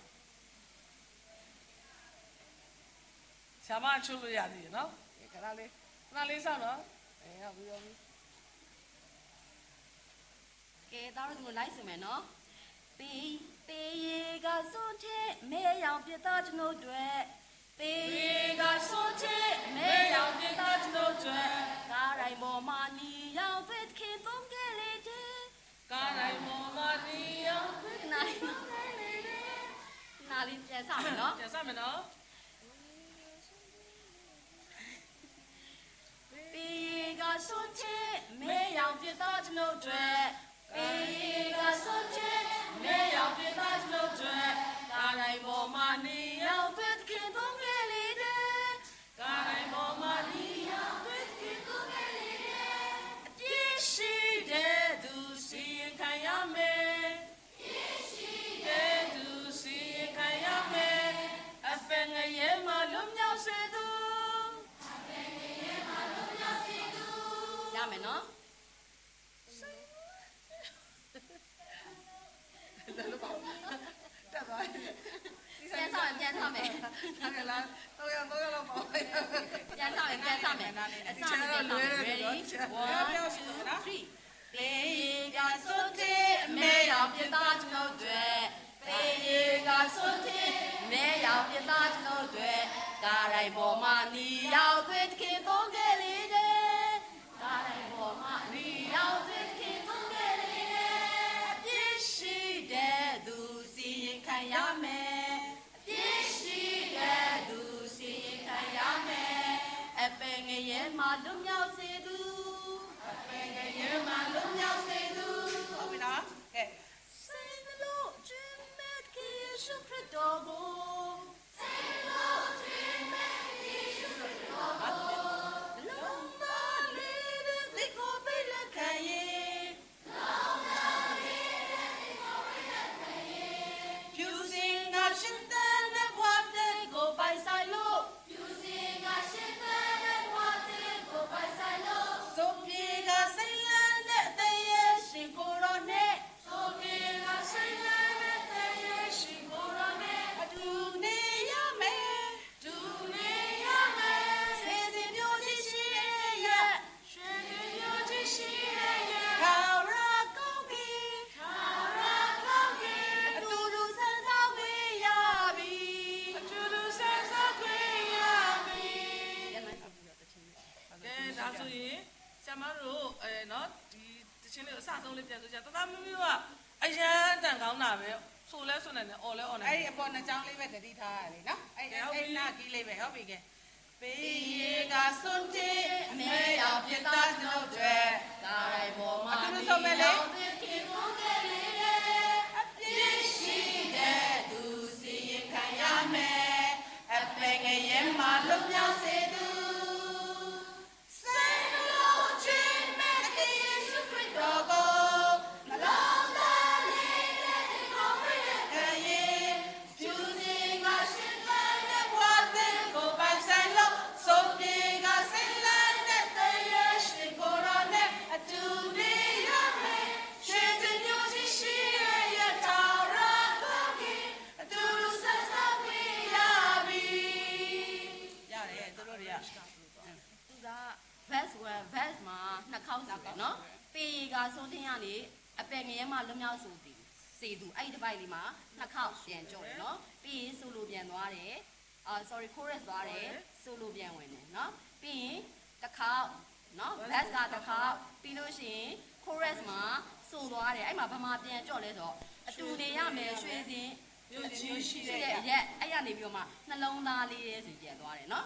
အဲ့ရနေဆိုလာတယ်ထာဝရကောင်းကြီးအတူတူစံစားခွင့်ဆိုတာ ਨੇ ခုနကဖြူစင်နှလုံးသားလေးရဲ့ဆိုတော့ပြန်သွားတယ်နော်နှလုံးသားကျွေးမယ်အဲ့ဆိုပြီးမယ်နော်ဟုတ်ပြီနော်ဟုတ်ပြီကဲဒါဆိုရင်ဆရာမတို့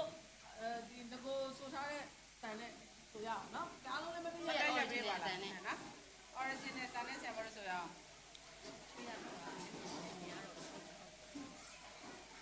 ဒီနားလေးပဲခက်တာကဲကစွန်တဲ့လိုက်ဆိုမယ်နော်အတော်ဆုံးဖွဲကို မှတ်တယ်ပေးတယ်နော်ဆရာမရှားလုံးကနော်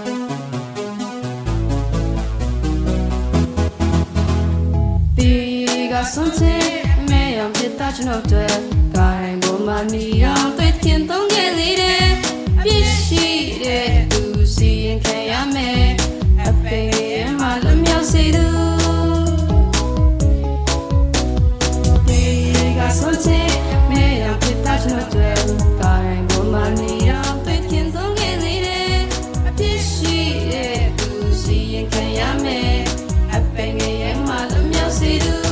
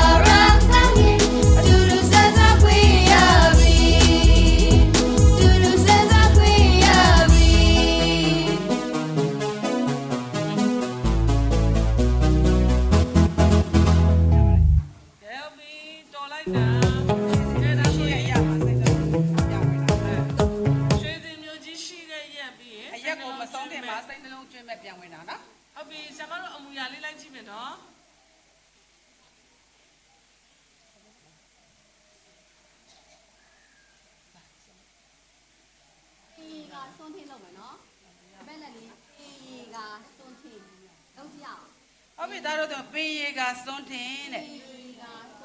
အစိမ့်တွေကလိုက်မလို့ဘူးနော်အစိမ့်တွေရှေ့ကလိုက်ကြည့်နေတယ်သူဆရာမချောချောလေးကိုနော်ပင်ရည်ကစွန်းထင်းအမဲရောင်ပြစ်သားကျွန်ုပ်အတွက်အမဲရောင်ပြစ်သားကျွန်ုပ်အတွက်ကားတိုင်ပေါ်မှာအနီရောင်အသွေးတခင်သွန်းခဲ့လေတဲ့ ညာဘက်လက်ဒီနဲ့ဘယ်ဘက်လက်ဝါလို့ရိုက်လိုက်မယ်နော် ကားတိုင်ပေါ်မှာအနီရောင်သွေးကားတိုင်ပေါ်မှာအနီရောင်သွေး အနီရောင်သွေး တခင်သွန်းခဲ့လေတဲ့အပြတ်ဆုံးမယ်နော်ပင်ရည်ကစွန်းထင်းလိုက်လို့ပေးပါအမဲရောင်ပြစ်သားကျွန်ုပ်အတွက်ကားတိုင်ပေါ်မှာအနီရောင်အသွေးတခင်သွန်းခဲ့လေတဲ့အပြစ်ရှိတဲ့သူစီရင်ခံရမယ်တဲ့လိုက်လို့မယ် ဒီမှာလက်ထိပ်လေးခတ်ထားတယ် အပြစ်ရှိတဲ့သူ ဘယ်တစ်ချက်ညာတစ်ချက် အော် နော်ဘယ်လိုလဲ ခြေထောက်လေးလည်းပါတယ် ရမယ်နော် ရှိတဲ့သူ ရမယ်နော် ကဲလိုက်လို့မယ် ပြီးတော့မှ ကဲ စီခံရမယ် စီရင်ခံရမယ် ကြလုံးကြည့်မယ်အပြစ်ရှိတဲ့သူ အပြစ်ရှိတဲ့သူစီရင် ခံရမယ် အပင်ငရဲမှလွတ်မြောက်စေသူ အပင်ငရဲမှာလုံလောက်စီသူနော်ကဲညာဘက်လက်လေးနော်ခုနကပြစ်ရှိတဲ့သူစီရင် စီ ခံရ ရင် မယ် ခံရမယ်အပင်ငရဲမှလွတ်မြောက်စေသူ အဲ့လက်ညှိုးလေးသွားရင်တော့မျက်လုံးလေးလိုက်ကြည့်နော်လုံလောက်စီသူရမလား လက်ညှိုးလေးလိုက်ကြည့်တဲ့ အားမယ်နော် ဟုတ်ပြီနော်ဒါဆိုရင် အပင်အစဆုံး အစအနေပြန်လုပ်ပေးပါတဲ့နော်မှန်တော့နော်ကဲဟုတ်ပြီပေရီကစွန်းတင် ပီလီကသွန် အမဲရောင်ပြစ်သားကျွန်ုပ်တွေကားတိုင်းပေါ်မှာအနီရောင်အသွေးတခင်သွန်းခဲ့လေတဲ့အပြစ်ရှိတဲ့သူစီရင်ခံရမယ်အပင်ငရဲမှလွတ်မြောက်စေသူဟုတ်ပြီ ဟိုတော်လိုက်တာ တော်လိုက်တာ အဲ့ကနေပြီးတော့မှ ကဲ chorus back ကိုသွားမယ်နော်စိတ်နှလုံးအကျွင်းမဲ့တဲ့ ဘယ်ဘက်ရုံကိုလာတယ်မယ်စိတ်နှလုံးအကျွင်းမဲ့ စိတ်နှလုံးကျွေးမဲ့သခင်ယေရှုခရစ်တော်ကိုစိတ်ကိုလမ်းတူရတယ်နော် နှလုံးသားလေးတဲ့သင်ခေါ်ဖိတ်လက်ခံရင်တဲ့ ဘယ်ဘက်ညုံလို့ပဲကြမယ်နှလုံးသားလေးနဲ့သင်ခေါ်ဖိတ်လက်ခံ သင်ခေါ်ဖိတ်လက်ခံရင် စာကောင်းလေးဆိုရင်ခြေတလန်းကတိုးထားရမှာနောက်ကိုပြန်နော်နှလုံးသားလေးနဲ့ သင်ခေါ်ဖိတ်လက်ခံရင် နော်နောက်ကလမ်းဆိုပြီးတော့မှခေါ်ဖိတ်လက်ခံ ဟုတ်ပြီနော်နောက်တစ်ကြောင်းသွားမယ်နော်ဖြူစင်ကရှင်းတန်းတဲ့ဖြူစင်ကရှင်းတန်းတဲ့ ဘယ်ဘက်တစ်ချက်ညာဘက်တစ်ချက်ပဲဘယ်လိုကောင်းလဲဆိုရင်ဖြူစင်ကရှင်းတန်းတဲ့ဟုတ်ပြီနော်ဘာမှတို့ရအပြစ်မရှိတော့ဘူးတန့်ရှင်းတော့အဲ့ဒါပြောတာနော်ပြန်လို့ကြည့်မယ်နော်ဖြူစင်ကရှင်းတန်းတဲ့အဲ့ရ ဘဝအသက်ကိုပိုင်ဆိုင်လို့ ဒါဆိုရင်ဘယ်လိုလုပ်မလဲဆိုဘယ်ဘက်လည်းနဲ့ဘဝအသက်ကိုနော်ဘယ်ဘက်လည်းနေထားတယ်ဘဝအသက်ကိုပိုင်ဆိုင်လို့ဆိုပြန်ဆွဲချောက် အဝါတွေလိုက်လို့မယ်နော်အဝါတွေငေးတယ် ဘဝအသက်ကို ဘဝအသက်ကိုပိုင်ဆိုင်လို့စိုးပြေကစိတ်လန်းတဲ့ ညာဘက်လည်းလေ နောက်တစ်ကြောင်းစိုးပြေကစိတ်လန်းတဲ့အသက်ရဲ့အရှင်ကိုယ်တော်နဲ့အသက်ရဲ့အရှင်ကိုယ်တော်နဲ့အတူနေရမယ်အတူနေရမယ် တစ်ချက်ချင်းပြန်စင်း အတူနေရမယ်အဲ့နာတိပြန်လုပ်မယ်တဲ့ဟုတ်ပြီနော်စိတ်နှလုံးကျွင်းမဲ့သခင်ယေရှုခရစ်တော်ကိုဗစက်ကဆိုမဲ့လက်ကလည်းလိုက်လို့မယ်နှလုံးသားလေးတဲ့သင်ခေါ်ဖိတ်လက်ခံရင်ဆိုဖြူစင်ကရှင်းတန်းတဲ့ဘဝအသက်ကိုပိုင်ဆိုင်လို့ဆိုပြေကစိတ်လန်းတဲ့အသက်ရဲ့အရှင်ကိုယ်တော်နဲ့အတူနေရမယ်ရွှေစင်မျိုးကြီးရှိတဲ့အရာ အဲ့ဒါဆိုရင်ရွှေတင်မျိုးကြီးရှိတဲ့အရက်ရွှေတင်မျိုးကြီးရှိတဲ့အရက်ထာဝရကောင်းကင် ထာဝရကောင်းကင် အဆုံးအစမရှိနော် ထာဝရကောင်းကင်အတူတူစံစားခွင့်ရပြီ အတူတူစံစားပေးရပြီဒီတိုင်းနော် တူတူစံစားခွင့်ရ ဟဲ့လား အဲ့ဒါဆိုရင် intro လေးမှာရောဒါပဲဟုတ်ကဲ့နော်ကဲဒါဆိုဒါတော့တပြည့်အလုံးမတက်ရမယ်နော်ကဲတင်သားရဲ့လင်းရဲမြောင်းနေဖြစ်လာရင်မနှက်ပြန်ပဲရှိတော့တာနော်အဲ့တော့တင်ထားတဲ့တခြင်းလေးတွေကိုဆရာမတွေရှိတော့မှတခြင်းရောအမူအရာလေးတော့ရအောင်ဆိုရအောင်နော်ရအောင်ရအောင်မယ်ဟုတ်လေတီးလုံးလေးလာလို့ရှိရင်လာမယ်ကဲဟိုတီးလုံးလေးလာဆရာမတွေလုပ်တဲ့အမူအရာလေးတိုင်းနော်ဟုတ်ပြီနော်ကဲဒါဆိုလို့ရှိရင်အမူအရာအစအဆုံးပြန်လုပ်မယ်နော်တီးလုံးမပါသေးဘူးဗဇက်ကလည်းလိုက်ဆိုမယ်အမူအရာလည်းလိုက်လုပ်မယ်ဆရာမဝေဘောဆိုအမှတ်တွေပေးတယ်နော်ဒီနေ့ကနော်သူတောင်းဝင်ကြပါတယ်လို့ဟုတ်ပြီနော်ဟုတ်ပြီပေရီကစွန်းထင်းနဲ့လိုက်ဆိုမယ်အမဲရောင်အပြစ်သားကျွန်ုပ်အတွက်ကားတိုင်းပေါ်မှာအနီရောင်အသွေးသခင်သွန်းခဲ့လေတဲ့အပြစ်ရှိတဲ့သူစီရင်ခံရအပင်ငရဲမှလွတ်မြောက်စေသူအဲ့ဒါနှစ်ခေါက်ဆိုသွားတာနော်ကဲဒါဆို chorus ပိုက်ဆိုမယ်စိတ်နှလုံးအကျွင်းမဲ့သခင်ယေရှုခရစ်တော်ကိုနှလုံးသားလေးတဲ့သင်ခေါ်ဖိတ်လက်ခံရင်ဖြူစင်ကရှင်းတန်းတဲ့ဘဝအသက်ကိုပိုင်ဆိုင်လို့ဆိုပြေကစိတ်လန်းတဲ့အသက်ရဲ့ရှင်ကိုယ်တော်နဲ့အတူနေရမယ်ရွှေစင်မျိုးကြီးရှိတဲ့အရာထာဝရကောင်းကင်အတူတူစံစားခွင့်ရပြီဒီလုံးလေးလိုက်ဆရာမလိုက်ပြီ လုံးလိုက်ဒီမှာဒီမှာဒီတိုင်းလေးပဲနည်းနည်းပါပြီးတော့မှခြေတော်လေးကခေါင်းလေးတစ်ချင်းနေတယ်နော်တိုင်းလေးပဲကောင်းမယ်နော်ပြီးရင်ဆိုလိုပြောင်းတဲ့ခါမှာလည်းဒီလိုပဲဆိုလိုပြောင်းတဲ့ခါမှာ ဒီမှာသူရွှေစင်မျိုးကြီးရှိတဲ့အရာစိတ်နှလုံးအကျွင်းမဲ့အဲ့နာလေးပြန်ဆိုမယ်နော်ကဲတော့ဆိုလို့ရှိရင်ဒါတော့သမီးတို့ကမတက်ရက်ပြီးတော့ပဲဆိုပေးလိုက်တော့တပိုက်နော်ပထမတပိုက်ကိုဆရာမတွေကကပြမယ်နော်โอเคဆရာမနဲ့ဆိုမယ်သူနော်တပိုက်ပဲဘယ်သူရဖွင့်ရပြီဆရာမ let's go ရွှေတွေလက်ထွက် ဒီလုံးလိုက်ဒီမှာဆရာမတို့တဲ့တိုင်းလိုက်လို့မယ်နော် ဆရာမတွေပါဟုတ်ပြီလိုက်လို့ ဒီကဆုံးချင်အမေရောင်ပြတ်သားကျွန်တော်တွေကားတိုင်းပေါ်မှာနေအောင်တွေ့တင်သုံးခဲ့လေတဲ့အပြစ်ရှိတဲ့သူစီရင်ခံရမယ်အပင်ရဲ့မှာလွတ်မြောက်စေသူ နောက်တစ်ခါဆိုမယ်ပေးရေးက ဒီကဆုံးချင်အမေရောင်ပြတ်သားကျွန်တော်တွေကားတိုင်းပေါ်မှာနေအောင်တွေ့တင်သုံးခဲ့လေတဲ့အပြစ်ရှိတဲ့သူစီရင်ခံရမယ်အပင်ရဲ့မှာလွတ်မြောက်စေသူ နှလုံးသွင်းမဲ့ စိတ်လုံးကျွင်းမဲ့ခရစ်ယာန်ခရစ်တော်ကို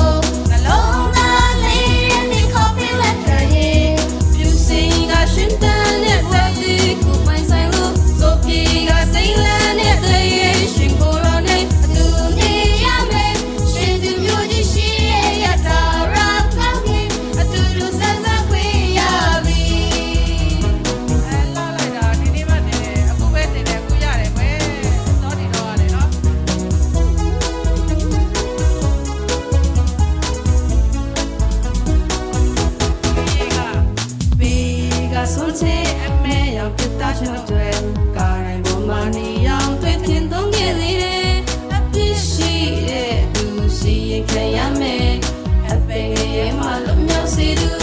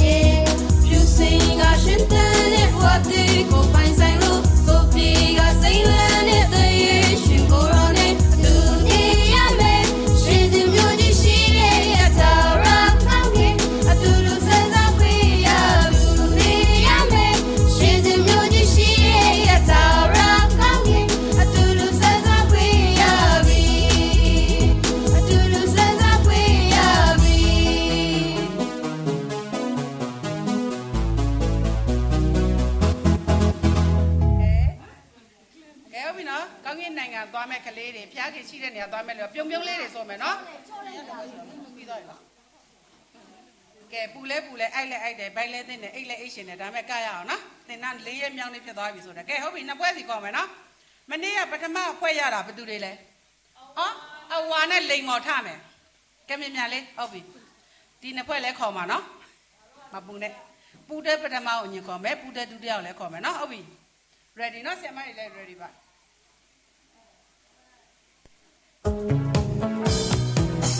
အစိမ့်နဲ့နေရာလိုက်ဆိုပေးနော်မှတ်ပေးနေနော်ဘာရပါဆိုရတေကဆုံးချင်အမေရောင်ပြတာကျွန်တော်တွေကားတိုင်းပေါ်မှာနေအောင်တွေ့တင်သုံးခဲ့လေတယ်အပြစ်ရှိတဲ့သူစီရင်ခံရမယ်အပင်ငယ်မှာလုံးမြောက်စေသူတေကဆုံးချင်အမေရောင်ပြတာကျွန်တော်တွေကားတိုင်းပေါ်မှာနေအောင်တွေ့တင်သုံးခဲ့လေတယ်အပြစ်ရှိတဲ့သူစီရင်ခံရမယ်အပင်ငယ်မှာလုံးမြောက်စေသူ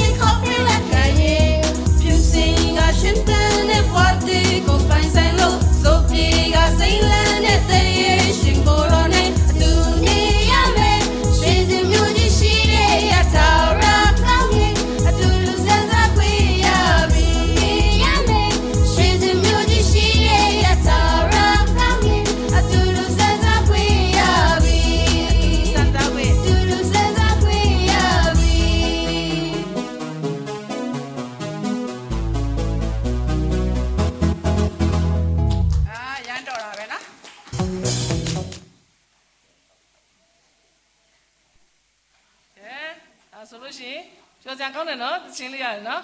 ဟာကောင်းကင်နိုင်ငံသွားမယ်ဆိုတော့ဆရာမအရင်ပြောတာပဲကဲဒီထဲမှာရှိတဲ့သားသမီးတွေပြောလားကောင်းကင်နိုင်ငံသွားဖို့သိချပြီလားလက်မှတ်ပေါ်ရပြီလားမရသေးပါဘူး